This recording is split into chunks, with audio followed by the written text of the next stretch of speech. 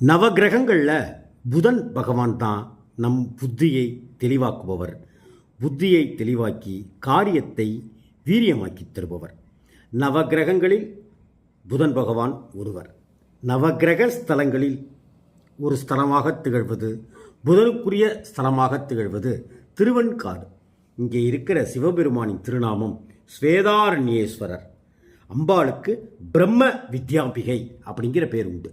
இங்கே குழந்தைகள் பிறக்கணும், தனக்கு சந்தான பாக்கியம் கிடைக்கணும் அப்படிங்கிறதுக்காக இங்கே வேண்டிக்கிறதும் நடக்குது. இங்கே சூரிய தீர்த்தம், சந்திர தீர்த்தம், அக்னி தீர்த்தம் அப்படின்னு 3 தீர்த்தம் இருக்குது. இந்த 3 தீர்த்தங்களில் நீரை தலையில் தெளித்து கொண்டு சுவாமியையும் அம்பாளையும் புதன் பகவானையும் வழிபட்டால் சந்தான பாக்கியம் கிடைக்கும். அது மட்டுமல்ல, குழந்தைகள் அறிவார்ந்த குழந்தைகளாக வருவார்கள், பிறப்பார்கள்.